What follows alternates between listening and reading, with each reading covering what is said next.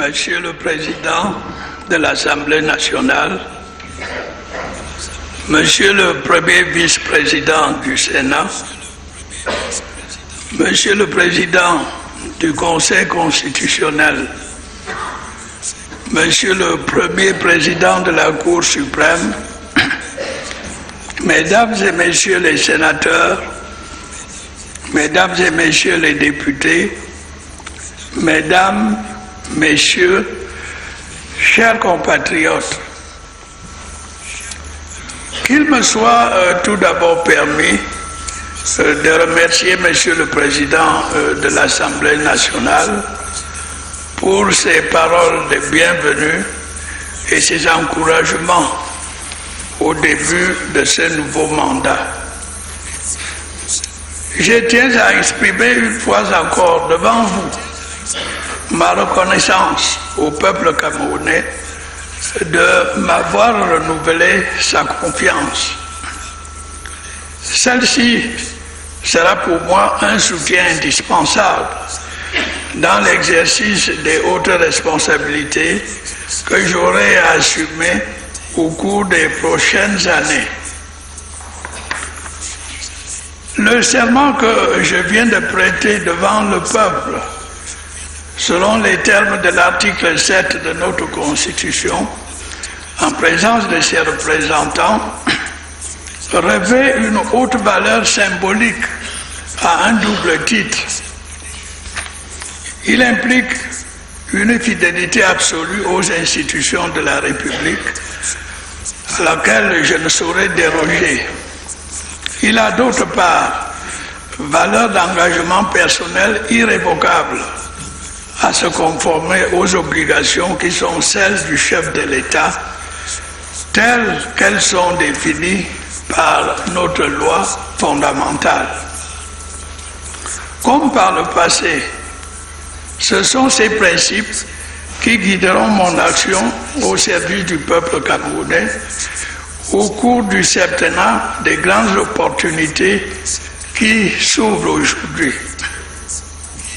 Mesdames, Messieurs, avant d'en évoquer les perspectives, je souhaiterais que nous jetions ensemble un rapide regard en arrière, ce qui nous permettra de faire le point sur la situation présente. Le septennat qui vient de s'achever ne s'est pas écoulé comme un long fleuve tranquille.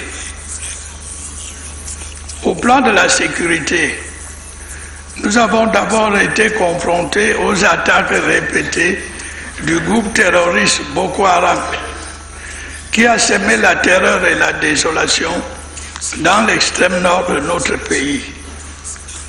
Nous avons fait face, de concert avec nos voisins et avec l'aide de nos partenaires traditionnels. Nos forces de défense et de sécurité, auxquelles je tiens ici à rendre un nouveau hommage, ont repoussé l'ennemi hors de nos frontières. Aujourd'hui, la situation est stabilisée, mais nous restons vigilants et déterminés. Par la suite, dans nos régions du nord-ouest et du sud-ouest, des forces négatives ont cru pouvoir profiter de revendications d'ordre corporatiste pour essayer de mettre en œuvre un projet de sécession. Il s'en est suivi une succession d'actes de violence terroristes auxquels le gouvernement a répondu en prenant des mesures nécessaires pour préserver l'ordre public ainsi que la sécurité des citoyens et de leurs biens. Il va sans dire que l'objectif des sécessionnistes porte atteinte à notre Constitution qui consacre le caractère indivisible de notre République. En revanche, le désir maintes fois exprimé de nos populations d'être mieux associées à la gestion de leurs affaires locales nous a conduit à prendre des mesures nécessaires pour accélérer le processus de décentralisation. Ces tâches prioritaires ne nous ont pas détournés de la nécessité d'œuvrer à l'amélioration de notre économie, affectée par les effets de la crise économique et financière mondiale, ainsi que par la baisse des cours des matières premières. Dans ce but, nous avons poursuivi la mise en œuvre de nos réformes structurelles et pris des mesures pour redresser notre situation budgétaire. Notre résilience a été saluée par le FMI, avec lequel nous avons conclu en 2017 un programme économique et financier appuyé sur une facilité élargie de crédit. Nos efforts expliquent sans aucun doute le retour progressif de notre croissance. Parallèlement, tout en veillant à la soutenabilité de notre dette extérieure, nous avons donné une nouvelle impulsion à nos grands projets d'infrastructure concernant la production d'énergie, la distribution d'eau potable et la construction des routes. De nombreuses réalisations en portent témoignage. Malgré les difficultés de la conjoncture, de nombreux chantiers ont été ouverts dans les domaines de la santé, de l'éducation et des services sociaux. Il est indéniable que sur ce plan, des avancées notables ont été réalisées. Nous avons par ailleurs continué le parachèvement de notre édifice institutionnel et démocratique avec la mise en place effective du Sénat et du Conseil constitutionnel.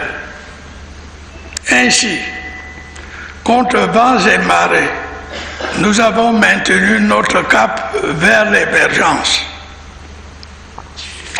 Ce rapide bilan, qui est loin d'être exhaustif, montre bien que notre pays est en pleine transformation et qu'il avance résolument dans la voie du progrès.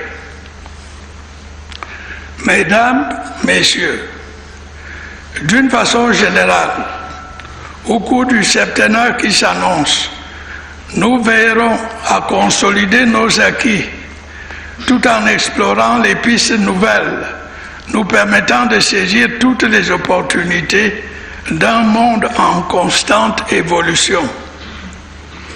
Dans cet esprit, il va de soi que nous allons poursuivre nos réformes structurelles afin de renforcer notre équilibre budgétaire et de conforter la soutenabilité de notre dette. Des finances saines sont en effet la condition de l'attractivité d'une économie et donc de son aptitude à accueillir les investissements. À ce propos, je voudrais rappeler votre attention sur les changements qui sont en cours au niveau international et qui ne manqueront pas d'avoir des répercussions sur notre pays. Les règles qui régissaient la mondialisation des échanges depuis plusieurs décennies sont remises en cause. Les tendances au protectionnisme, voire à l'isolationnisme, gagnent du terrain. Il y a là le risque clair d'un effet déstabilisateur pour de nombreux pays, en particulier pour ceux en développement comme le nôtre. Nous allons de plus en plus subir les effets des changements climatiques qui impacteront la vie de nos concitoyens, notamment ceux du monde rural. Dans ce contexte, il me semble opportun de nous attacher à développer les secteurs de notre économie qui pourront réduire sensiblement nos importations de biens et services. Cette politique présentera l'avantage de nous permettre de rééquilibrer notre balance commercialement notre balance commerciale chroniquement déficitaire.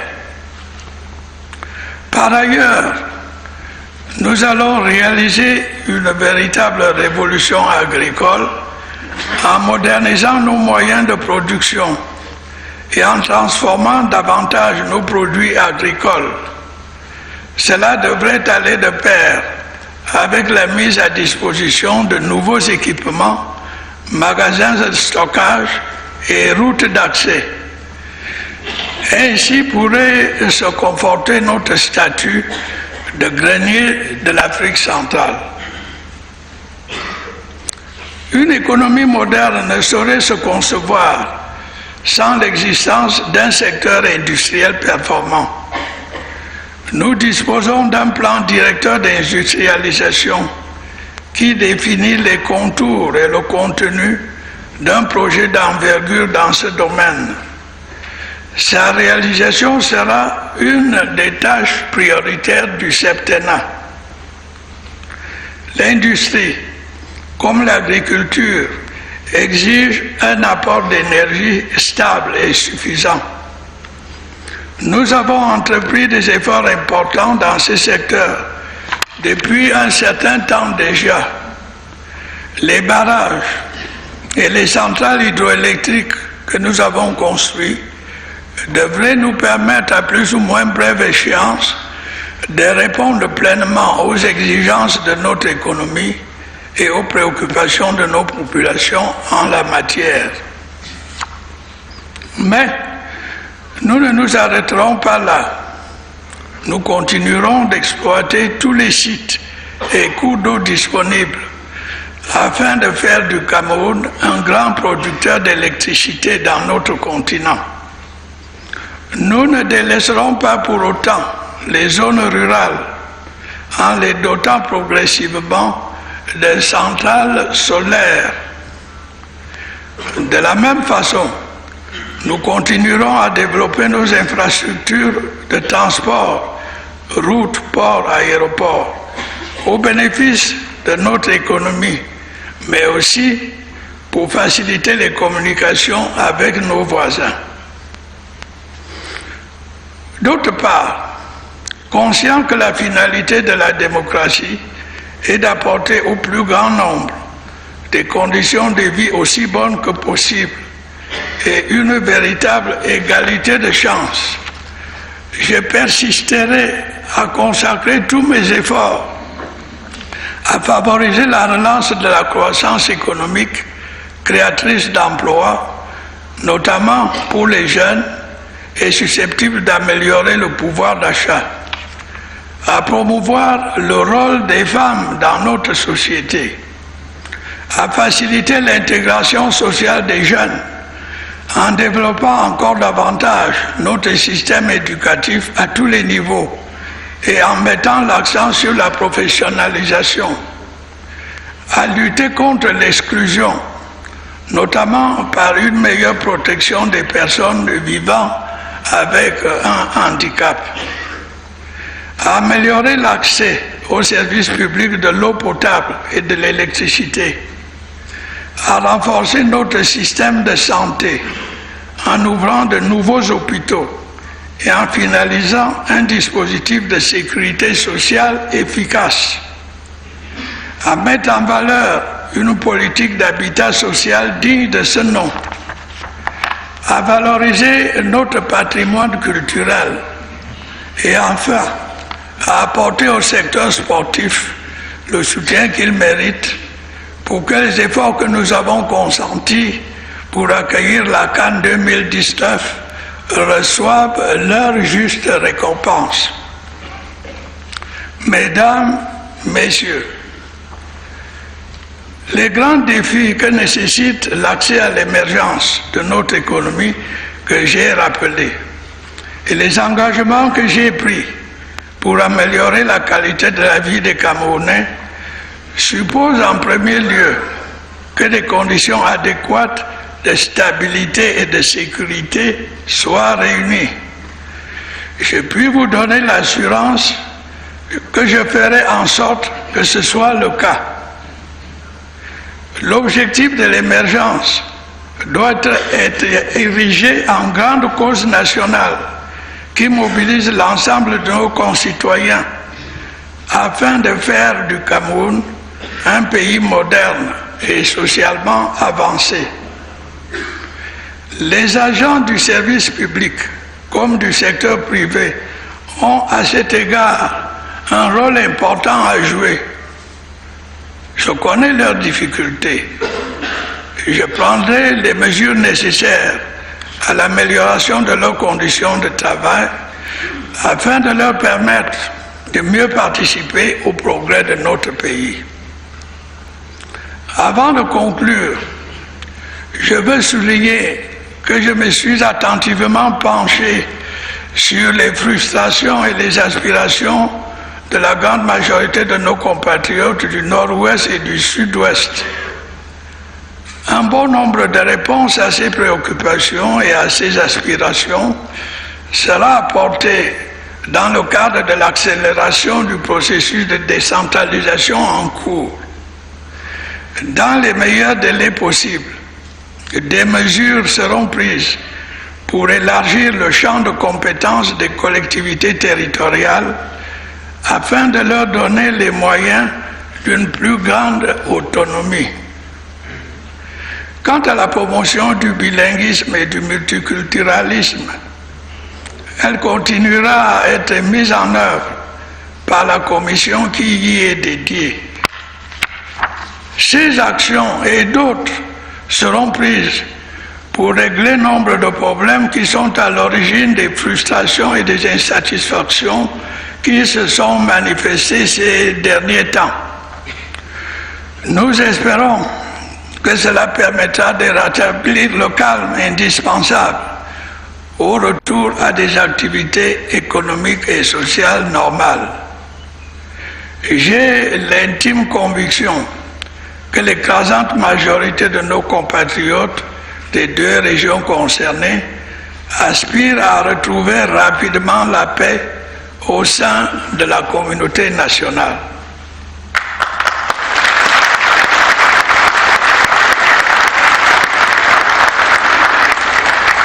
Malheureusement, nombre d'entre eux, en raison de la menace que les sécessionnistes continuent de faire peser sur cette partie de notre pays, n'ont pu exercer leur droit de vote à la récente élection présidentielle et donc exprimer ainsi leur attachement à notre unité nationale.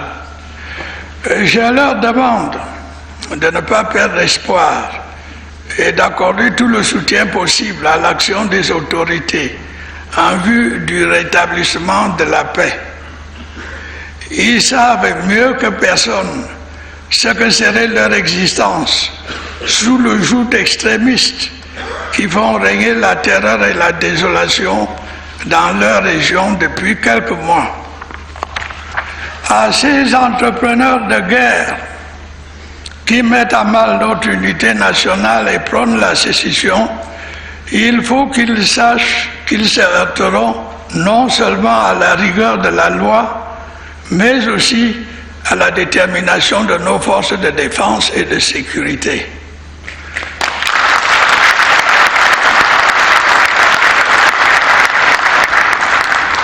Je leur lance un appel à déposer les armes et à retrouver le droit chemin.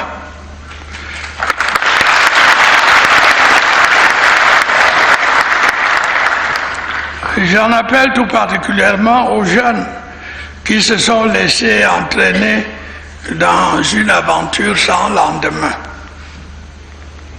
Il ne fait l'ombre d'aucun doute que le destin de nos compatriotes du Nord-Ouest et du Sud-Ouest s'inscrit dans le cadre de notre République. Fort du soutien du peuple camerounais tout entier et persuadé qu'il existe une issue ignorable dans l'intérêt de tous, je ferai en sorte que le calme et la sérénité reviennent dans les deux régions concernées, dans le respect des institutions dont je suis le garant.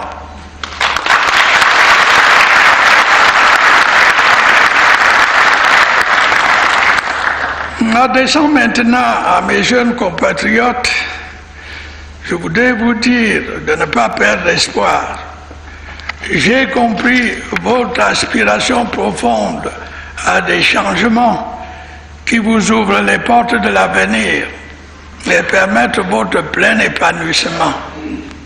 J'ai tout aussi compris votre désir de mieux participer à la prise de décisions qui engagent l'avenir de notre pays.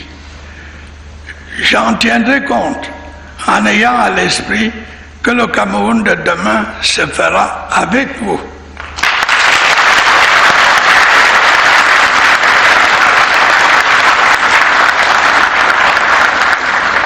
En étant unis, notre pays, fier de ses avancées démocratiques, économiques et sociales, s'engagera avec confiance dans le progrès et la modernité.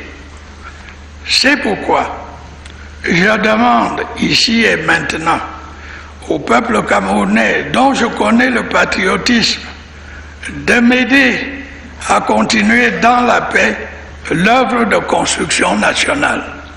Vive la République, vive le Cameroun.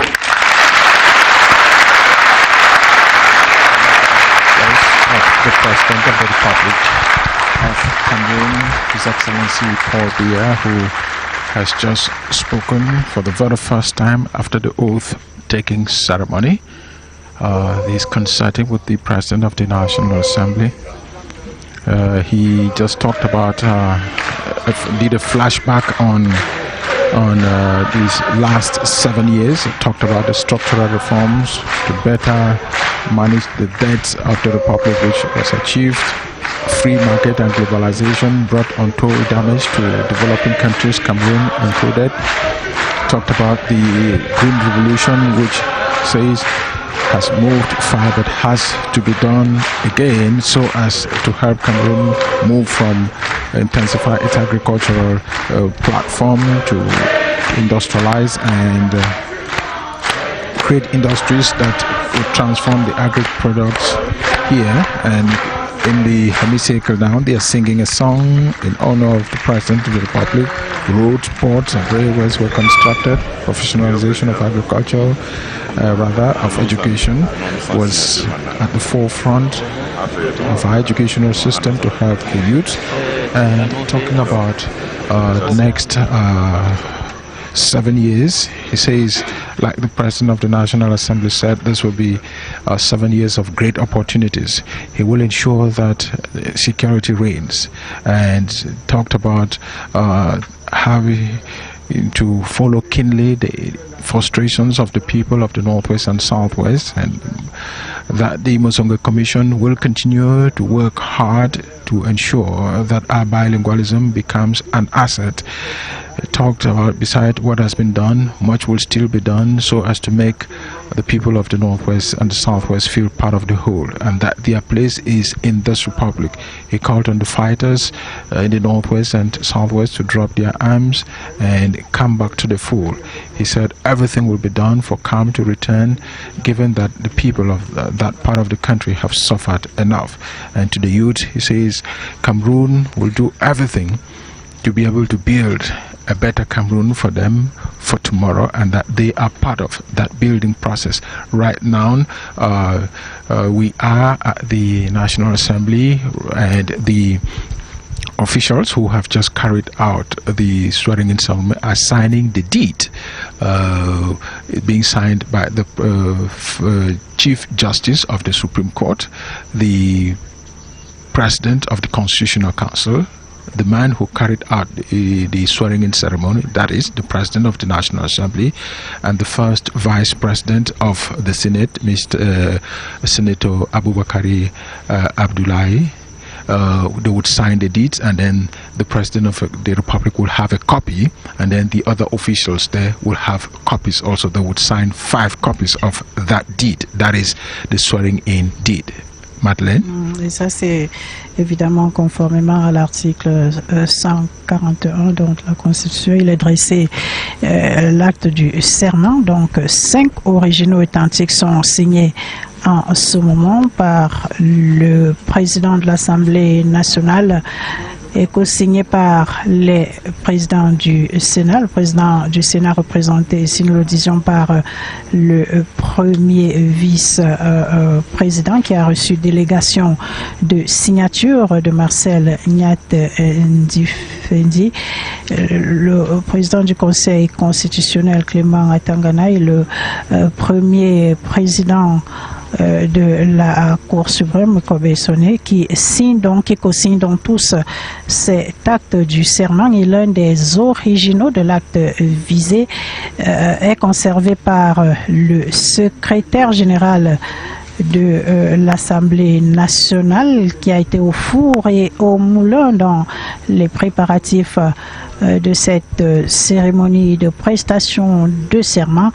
3 copies sont déposées et conservées au rang des archives ou des minutes du greffe, respectivement dont Joe au Sénat, au Conseil constitutionnel et bien sûr à la Cour suprême. Et un exemplaire va être remis tout à l'heure au président de la République, le président Paul Biya, chef de l'État, chef des forces armées, qui vient donc après le serment de prononcer son discours inaugural, un discours extrêmement riche que nous aurons le temps de décrypter. Mais Aimé Robert Bina, si on devait retenir une première chose, il y a eu cet appel clair adressé aux sécessionnistes. C'est d'ailleurs l'une des premières fois que le président de la République prononce clairement ce mot. Les sécessionnistes appellent à déposer les armes et à retrouver, dit-il, le droit chemin. Appelle surtout à la jeunesse qui a été enrôlée dans les rangs de ces sécessionnistes. Le chef de l'État qui est cohérent dans son action et dans son discours en rapport avec ce président, le Nord-Ouest et le Sud-Ouest, un subtil mélange de fermeté et d'ouverture au dialogue. Fermeté lorsqu'il demande aux sécessionnistes de déposer les armes, et ouverture lorsqu'il intègre que certains des jeunes qui sont instrumentalisés dans ces régions-là pour suivre une voie sans lendemain sont engagés dans une véritable aventure. Le chef de l'État en appelle donc à ce que les uns et les autres puissent se ressaisir et reviennent à des meilleurs sentiments. Sinon, le cas échéant, a rappelé le chef de l'État, ils feront face à la loi, ils feront face aux forces de défense et de sécurité qui, donc, dans leur professionnalisme et selon leur mission, doivent assurer la paix et la sécurité et l'unité dont le président de la République qui vient de prêter serment, il est garant de l'unité, il est garant de l'intégrité du territoire, il est garant de cette paix, et il a juré solennellement devant le peuple camerounais. Je rappelle que dans cette formule du serment, le chef de l'État s'est engagé à défendre l'unité, l'intégrité et l'indépendance de la patrie. Et donc, il allie donc fermeté, mais aussi ouverture, parce qu'il rappelle que notre avenir à tous, avec tous nos compatriotes du Nord-Ouest et du Sud-Ouest, c'est bien au sein de la République. You see, Madeleine, this is one of the rare occasions where the President of the National Assembly has executed bilingualism. You know, the welcome address was done in English and in French. Ben Meno Poufong, another example of the bilingualism which we would want to see much more, even in the highest places. Yeah, you do well to raise it, Joe, because that is one of the pillars on which this nation is founded, and nowhere else than in this house, which is representing the entire nation, the people's representative who are speaking here on behalf of the entire nation. Nowhere else can that state policy be actually put into emulation than what we get here. And Joe is like the Speaker of the House is up again for one last ritual before the end of the day. Monsieur le Président de la République. Président élu. Oui, il est quand même élu. Il est président.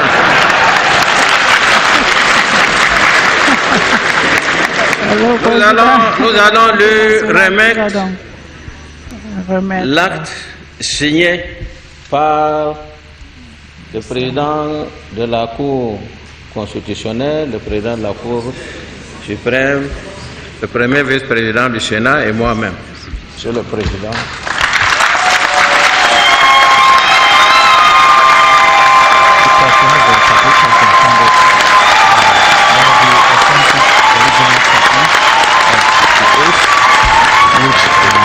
Signed by the four authorities here, that is the President, the Chief Justice of the Supreme Court, Daniel Mekobe-Sone.